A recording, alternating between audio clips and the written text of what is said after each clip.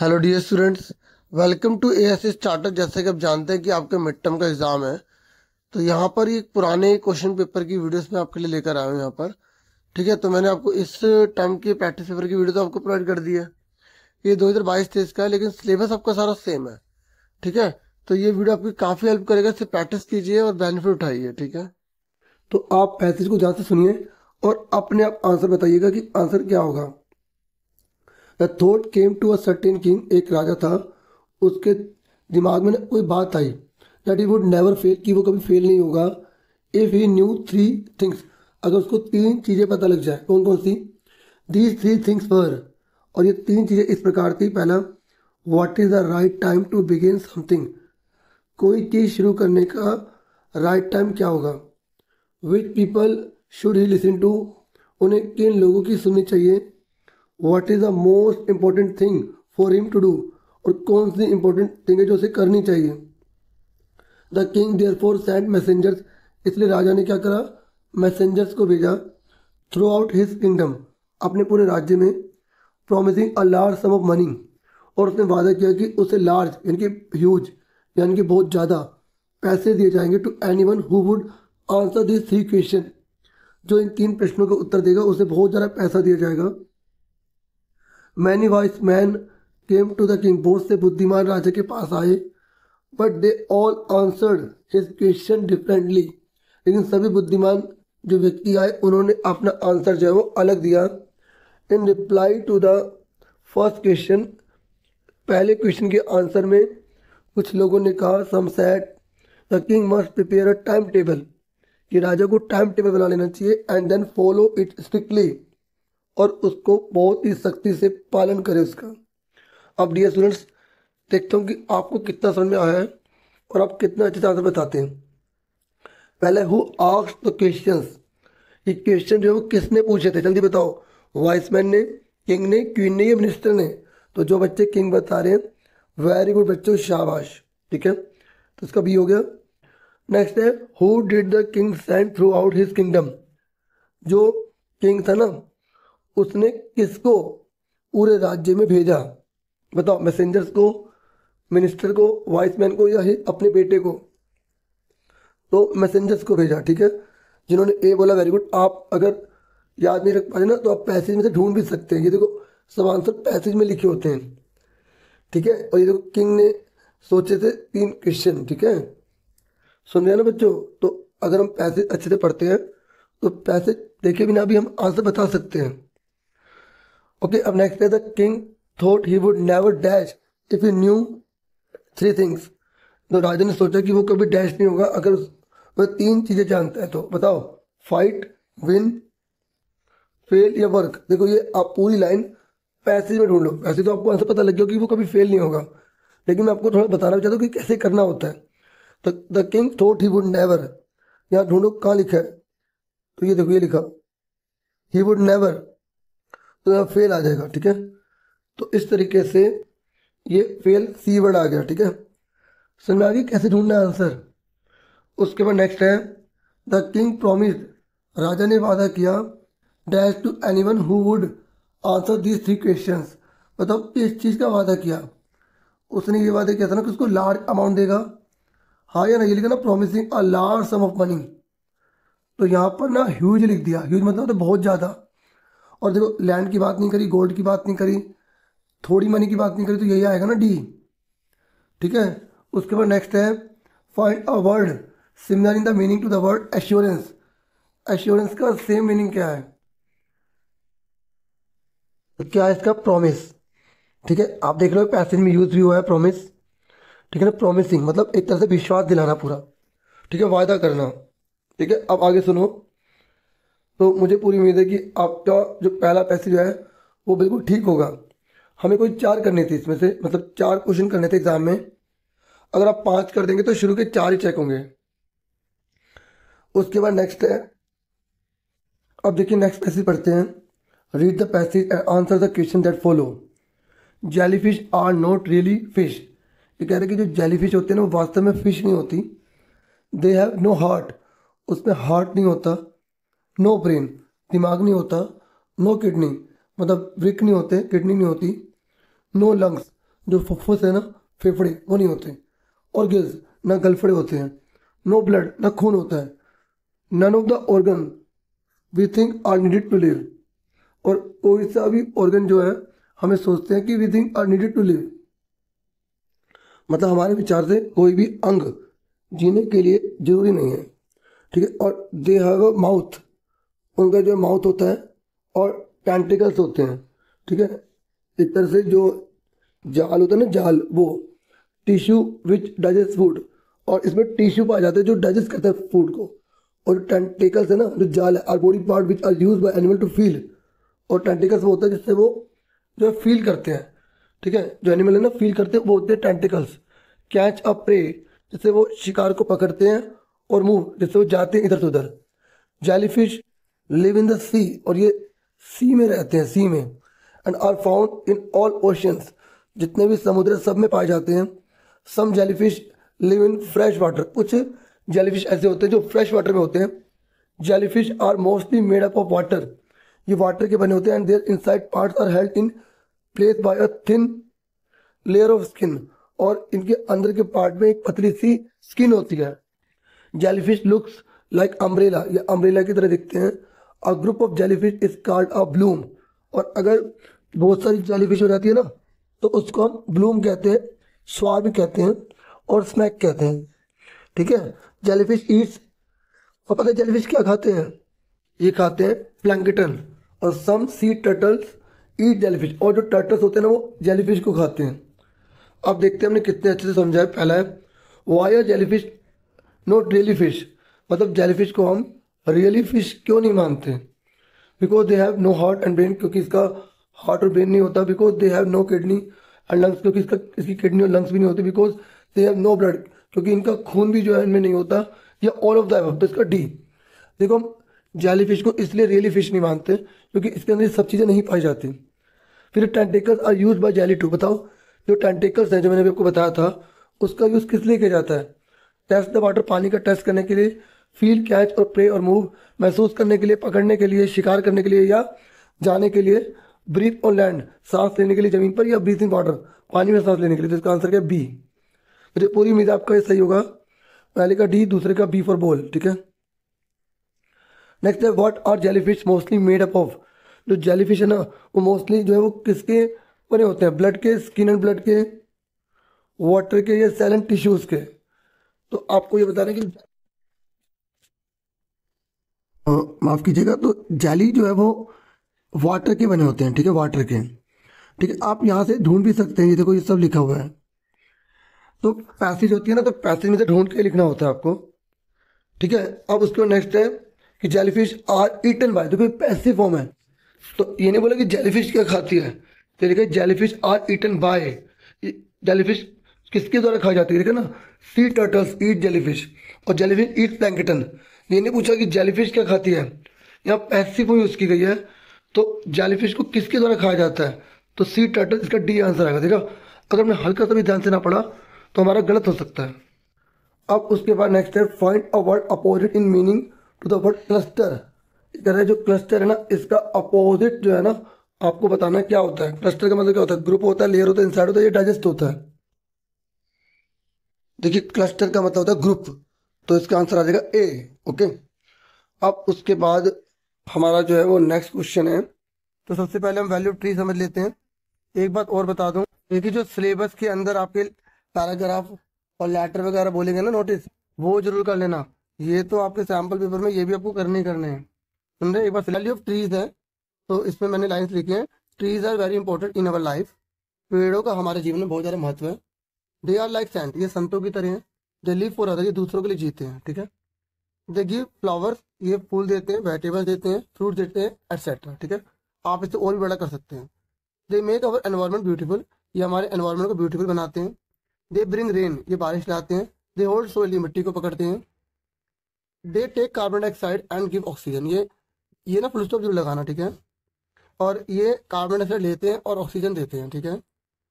They give cool shade, ये ठंडी छाया देते हैं। We can get rest under the cool shade, हम ठंडी छाया के नीचे आराम भी कर सकते हैं, ठीक है।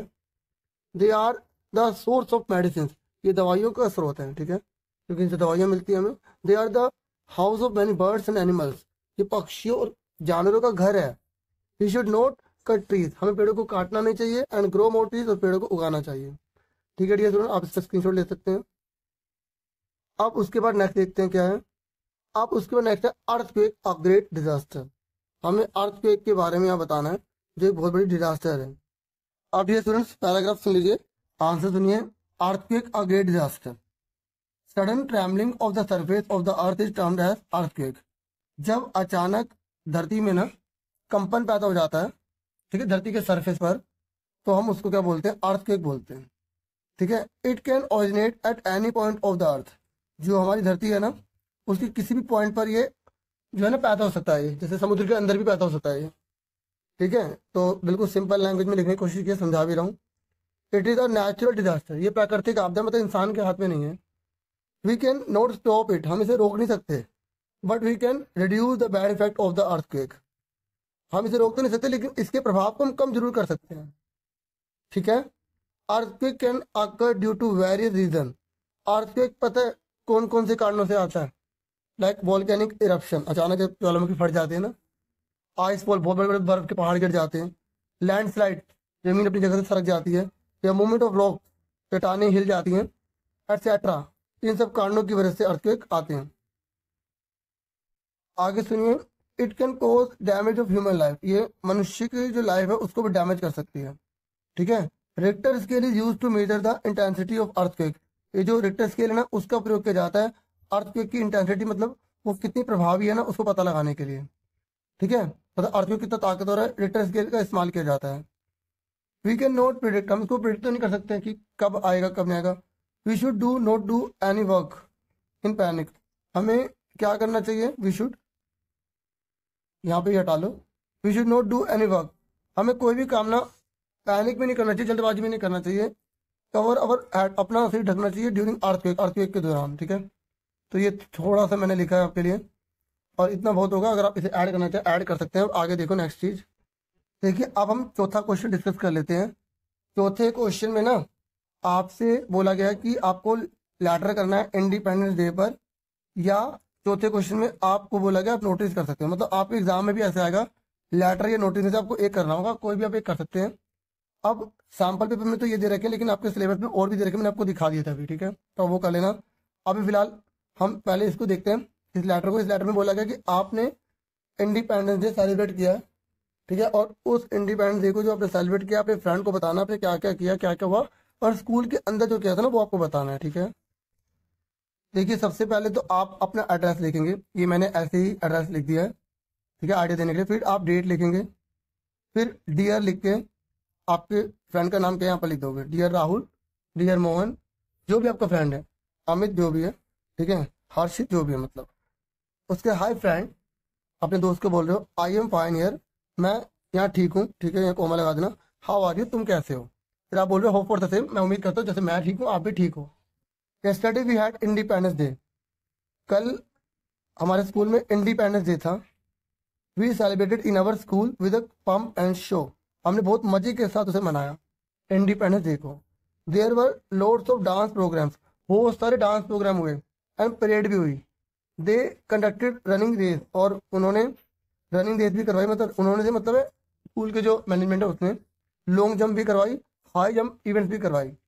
आई participated in the running race, मैंने रनिंग रेस में पार्टिसिपेट किया। Secured first place in it, मैंने प्रथम स्थान प्राप्त किया। फ्रेंड तुझे पता है, प्रथम स्थान। Principal admired my skill, principal ने मेरी स्किल की तारीफ करी। It was a wonderful day in my life, friend तुझे पता है मेरी लाइफ का बहुत वंडरफुल टाइम था। और pay my best regard to uncle and aunt, uncle और आंट को मेरा नमस्ते देना, प्यार देना, आशीर्वाद ताकि उनसे मिले। Thank you, you are lovingly, तुम्हारा प्यारा। फ्रेंड नेम लिखना है, ये मैंने अपना नाम लिख दिया है। आपका YouTube channel ASC starter, class लिख देना। ठीक है, नेक्स्ट देखते हैं। नेक्स्ट है यू लॉस्ट योर वॉच, आपने अपनी घड़ी खो दी है in the playground of your school, school के प्लेग्राउंड में। अब आपको नोटिस लिखना है नोटिस बोर्ड पर। ठीक है, स्कूल में जो नोटिस बोर्ड होता है ना उसमें लिखना है, और आपको बच्चों को बोलना है कि अगर मेरी घड़ी मिली है ना तो उसे सबमिट कर दें, और आपको उस नोटिस में नेसेसरी डिटेल बतानी है। डियर, दोनों में से आपको एक करना है, और नोटिस एक कंपलसरी नहीं है कि ये वाला आ जाएगा, आपको नोटिस 2-3 और का लेने हैं। और एक जो पैटर्न होता है ना जो वर्कशीट में आ रखा है, तो वो वाला आप जरूर कर लेना। मैं आपको एक बार दिखाता हूँ। डियर स्टूडेंट, हो सकता है आपको ब्लर नजर आ रहा हो। आपको पता बहुत सारे प्लेटफॉर्म है, आप किसी और की वीडियो भी देख सकते हैं। 23 वर्कशीट आप देखेंगे ना तो आपको आइडिया हो जाएगा। ठीक है डियर, चलो आगे बढ़ते हैं। अब इस नोटिस का आंसर करवा रहा हूँ, आप ध्यान से समझिएगा। देखिए सबसे पहले आपको यहाँ पे स्कूल का नेम लिखना है, फिर आपको नोटिस लिखना है, हेडिंग डालें नोटिस की। फिर ये जो लोस्ट लोस्ट लोस्ट है ये लिखोगे आप, बड़ा बड़ा लिखना, लोस्ट लोस्ट लोस्ट। ठीक है, फिर उसके बाद आप ये लिखेंगे लोस्ट गोल्डन रिस्ट वॉच। आपकी जो है गोल्डन रिस्ट वॉच खो गई है। गोल्डन उसके डायल से एंड गोल्डन, यहाँ पे स्टील का लेना डियर, यहाँ स्टील है। ठीक है, ठीक है, ये स्टील और स्टील चेन थी, स्टील की चेन थी ऑफ टाटा कंपनी की थी। ठीक है, यहाँ तक पहले डिटेल दे दी। फिर ड्यूरिंग कब खोई, रिसर्च पीरियड में खोई इन द स्कूल प्लेग्राउंड, ये क्वेश्चन में से था, ये हमने रिसर्च पीरियड डाल दिया और ऐड कर दिया। इफ फाउंड, अगर मिले प्लीज रिस्टोर, मतलब लौटा देना to the class teacher of 8th class, 8th class के टीचर को लौटा देना, यहाँ पे फुल स्टॉप लगा देना। Finder will be given suitable reward, जिसको मिलेगा उसे गिफ्ट भी मिलेगा, इनाम मिलेगा। यहाँ पे स्टूडेंट लिख के 8th लिख के यहाँ पे अपना नाम या अपना साइन कर देना यहाँ पर। ठीक है, और नोटिस को बॉक्स में बंद करना मत भूलना।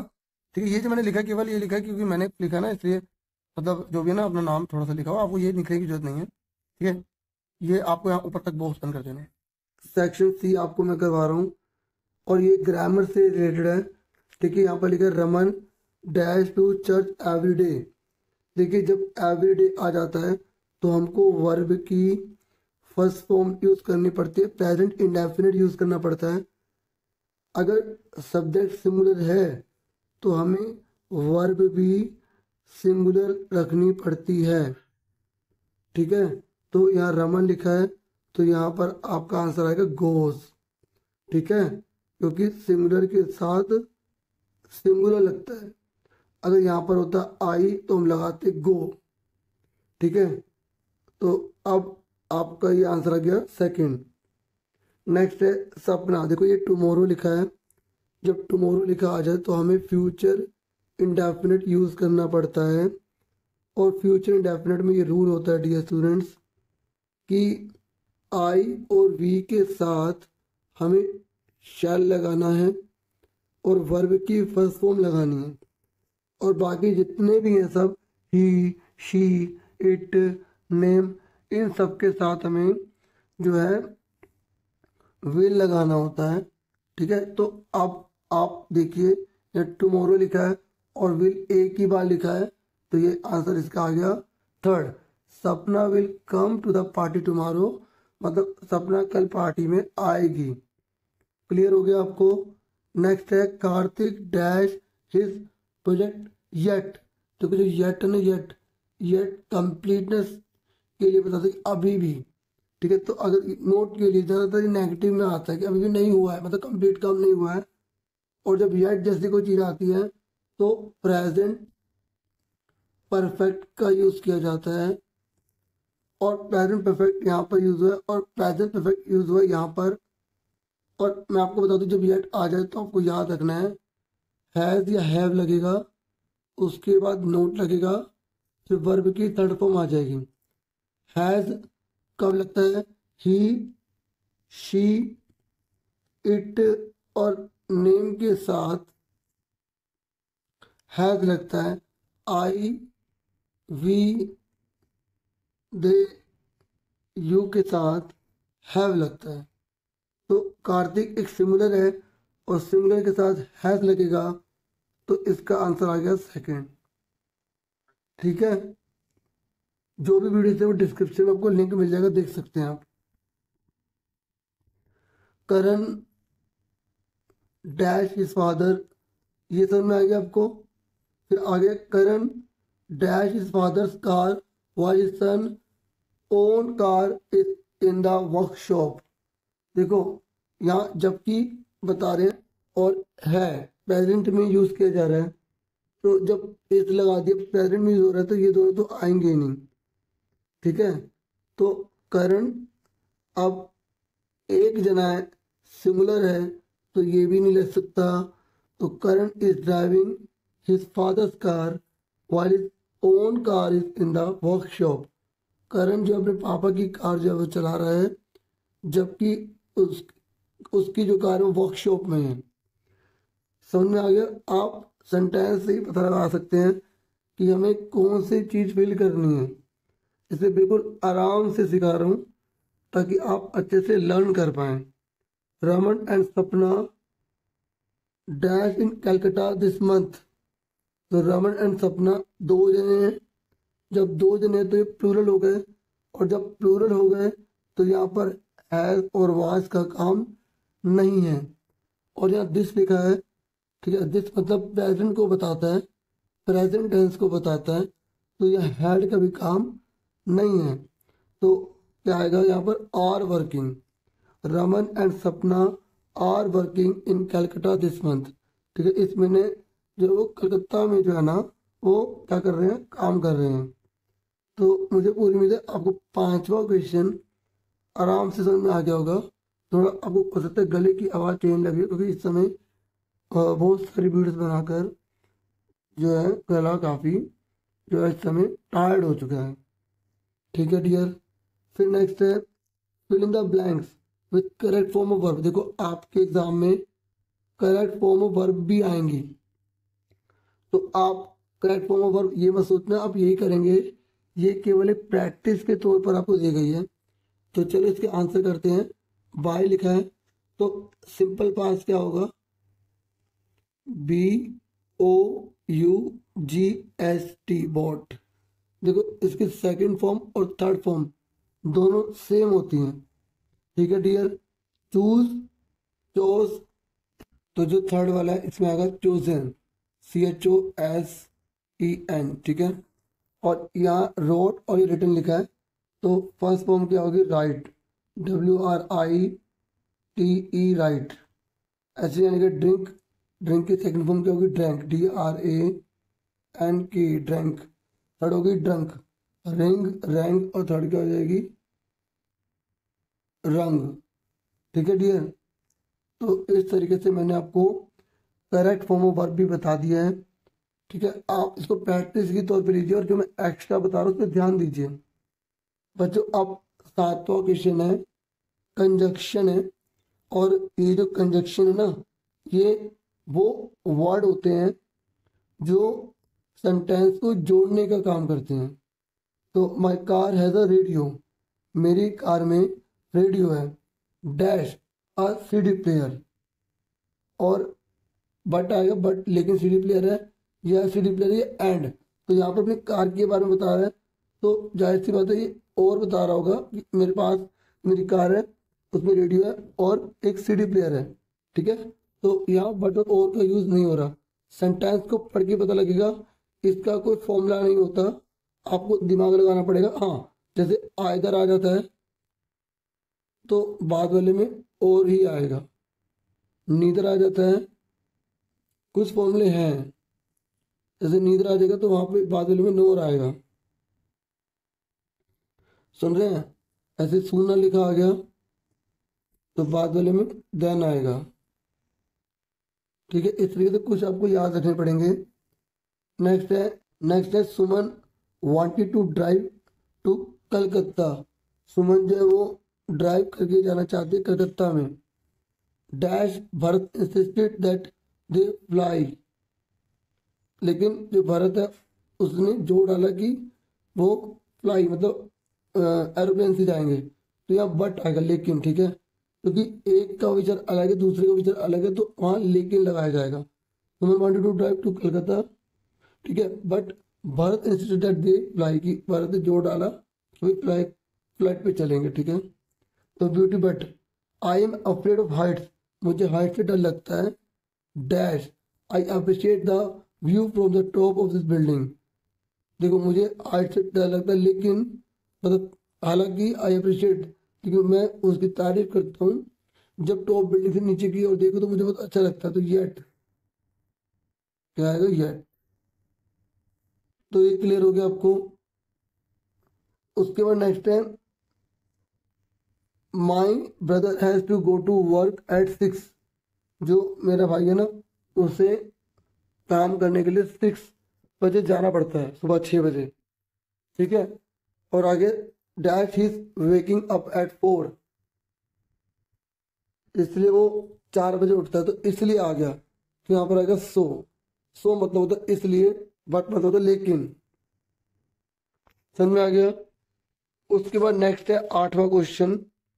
ये कह रहा है fill in the blank that correct modal. उसके बाद नेक्स्ट है fill in the blanks with correct modals. आपको खाली स्थान भरने हैं करेक्ट मॉडल के साथ। तो you dash to go to Mumbai tomorrow to attend the meeting. देखो आपको जो है ना मीटिंग के लिए कल जाना है, ठीक है, मुंबई जाना है। तो जब हमें कोई काम ऐसा जो हम ना चाहते हुए करना पड़े या मजबूरी आ जाए, ठीक है, तो वहां पर हम हैव लगाते हैं। लेकिन ये टुमारो आ गया मतलब कल जाएंगे, फ्यूचर आ गया, तो यहाँ पर फ्यूचर वाला लगेगा। तो यहाँ पर आएगा यू विल हैव टू। ठीक है, जब हमें कोई काम जरूरी करना ही पड़ता है तो वहाँ पे हैव टू यूज करते हैं, हैज टू यूज करते हैं। लेकिन अगर वो फ्यूचर में होगा तो वहां पर हमें विल या शैल का प्रयोग करना पड़ेगा। यू के साथ विल लगता है तो विल आएगा। अगर यहाँ आई होता तो हम शैल हैव लगा देते। टू तो ऑलरेडी लिखा हुआ है, ठीक है, समझ में आ गई। इसमें विल हैव। शुड मतलब होता है चाहिए, तो यहाँ पे चाहिए का तो सेंस बन ही नहीं रहा। नेक्स्ट है इफ यू स्टेड हियर। अगर तुम यहाँ रुकोगे, देखो एक बात सुनो, यहाँ पर स्टेड लिखा है पास्ट में। You dash not face the problem, ठीक है। इफ यू स्टेड हियर, अगर तुम यहाँ रुकते हो, पर यहाँ पर एक तरह से टेंस को ही आप देखो, you dash not face the problem, तो यहाँ पर नहीं फेस करोगे क्योंकि पास्ट है, ठीक है। और तो यहाँ पर चाहिए वाली बात नहीं आ रही कि आप नहीं चाहिए प्रॉब्लम फेस करनी चाहिए, यहाँ आ रहा है होगा। तो you would not face the problem, मतलब आप प्रॉब्लम फेस नहीं करोगे, ठीक है। तो WOULD लगाएंगे वुड, ठीक है। अगर जैसे तुम यहाँ रुके तो तुम जो है प्रॉब्लम फेस नहीं करोगे, ठीक है डियर। उसके बाद तो ये समझ में यहाँ पे वुड लगाएंगे। तो ये कह रहा है dash you please help me lift this box. देखो ये लिखा है प्रेजेंट में लिखा है, और ये पूछ रहा है कि क्या, और ये प्लीज लगा दिया। तो could you please help me lift this box, क्या आप मेरी मदद कर सकते हैं इस बॉक्स को उठाने में। तो जब प्लीज लगा रहे तो आप कुड का यूज करें, ठीक है। तो इस तरीके से जब हेल्प लगाते हैं तो हम कुड का यूज कर सकते हैं, ठीक है।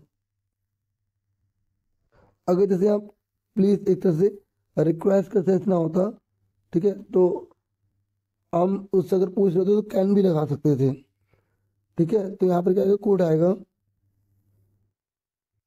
फिर नेक्स्ट है he came here so that he dash meet his child.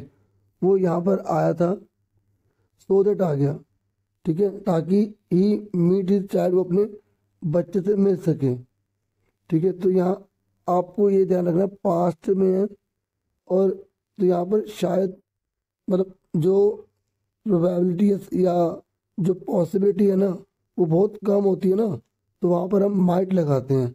तो he came here so that he might meet his child, कि वो अपने बेटे से या अपने बच्चे से मिल सके, वह इसलिए आया था, ठीक है। तो यहाँ आएगा माइट। स्टार्ट करते हैं। पहले हमें पैसे दे रखी है, इसको पढ़ के इन प्रश्नों के उत्तर देने हैं। आपको इन तीनों में से 2 करने हैं। यहाँ बताया गया कि 13 ईयर ओल्ड मैग्ना है was swept away along with her parents. वो बह जाती है अपने माता पिता के साथ, एंड 77 अदर पीपल, और 77 लोग दूसरे होते हैं उनके साथ बह जाती हैं। शी स्पेंड 2 days, वो 2 दिन बिताती है फ्लोटिंग इन द सी, समुद्र में तैर के, holding on to a wooden door, दरवाजे को पकड़ लेती है क्योंकि दरवाजा जो है लकड़ी का है और लकड़ी का दरवाजा तैरता है इसलिए। और 11 times she saw relief helicopters overhead, 11 बार उसने हेलीकॉप्टर को देखा जो उसके ऊपर से निकल जाता है। बट दे डिडंट सी हर, लेकिन वो उसे देख नहीं पाते। She was brought to the shore by a wave, और वो पता है किनारे पर कैसे आई, एक लहर उठी जो उसको किनारे पर ले आई। And was found walking on the sea shore in a days, और फिर उसने अपने को जहाँ सी शोर है ना वहाँ पर आया, और वहाँ पर फिर वो आगे बढ़ती चली गई। और ये जो डेज है ना इसका मतलब अचंभे में, मतलब उसे समझ ही नहीं आ रहा क्या करूँ क्या ना करूँ, और समुद्र के किनारे किनारे चली जा रही थी। अब इसका पहला है मेघना वाज स्वेप्ट अवे बाय।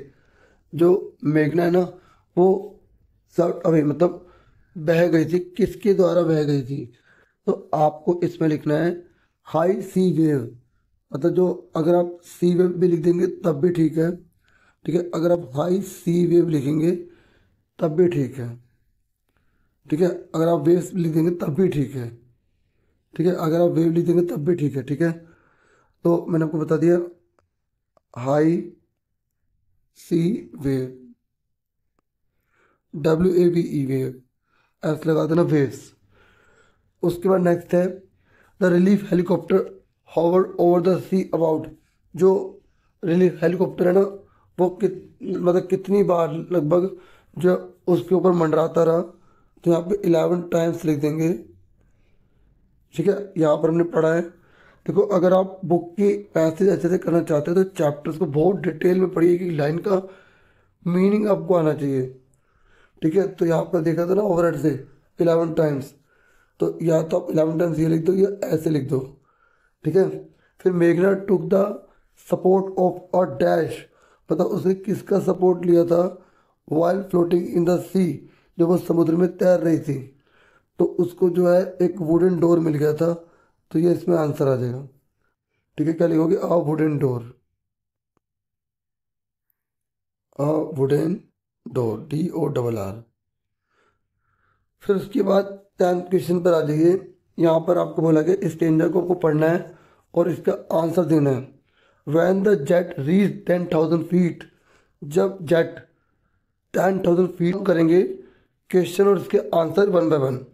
तो पहला क्वेश्चन है इन the poem the ant and the cricket, जो एंट और जो क्रिकेट पोएम है, द क्रिकेट सेज, क्रिकेट कहता है oh what will become of me, अरे मेरा अब क्या होगा। When does he say it, ये उसने कब कहा, एंड वाई, और क्यों कहा। देखिए, अब जानते हैं कि सर्दी आ गई थी ना, इसलिए उसने कहा। और क्यों कहा? क्योंकि अब उसके पास खाने के लिए कुछ भी नहीं है। आंसर देखो, देखिए answer, he sad this when the winter had arrived. उसने कब कहा था? जब सर्दी आ गई थी। But his cupboard was empty, लेकिन उसका जो कबर्ड था वो एम्प्टी था। और फिर बिकॉज वाला आंसर है he could not find a single crumb, he wondered, वो हैरान था, that it was getting cold, कि सर्दी आ रही है, and he had nothing to eat, और उसके पास कुछ भी नहीं था खाने के लिए। क्लियर हो गया पहले वाला, मैंने आपको अच्छे से समझा दिया। अब हम दूसरा क्वेश्चन करेंगे, फिर इसका आंसर समझेंगे। देखिए सेकंड है why the poem is titled geography lesson. Poem का जो नाम है ना, वो ज्योग्राफी लेसन क्यों रखा गया? आप बता सकते हैं because it shows the demographics of a city. वो सिटी का पूरा डेमोग्राफिक बताती है। और इसमें यह भी कि पीपल जो है ना, वो लैंड को डिवाइड कर लेते हैं और नफरत करते हैं, हालांकि वो पूरी एक ही है। ज्योग्राफी में जो भी धरती वो एक ही है। और आप इसमें और भी ऐड कर सकते हैं कि इस ये पूरी जो स्टेंजा है वो ज्योग्राफी से ही रिलेटेड है, इसलिए जो है इसका नाम जो है ज्योग्राफी रखा गया है। बाकी ये आप लिख सकते हैं। अब नेक्स्ट क्वेश्चन देखिए। नेक्स्ट है in the reference of the chapter. आपको चैप्टर जो सुनामी दे रखा है ना, उसके रेफरेंस में बताना है कि हाउ आर मेघना एंड अल्मस स्टोरी सिमिलर। अल्मस और मेघना की जो स्टोरी है वो सिमिलर कैसे है? तो आप लिखेंगे मेघना एंड अल्मस, ये टी हटा देना। मेघना and Almas story are similar because they were ignored by relief helicopter.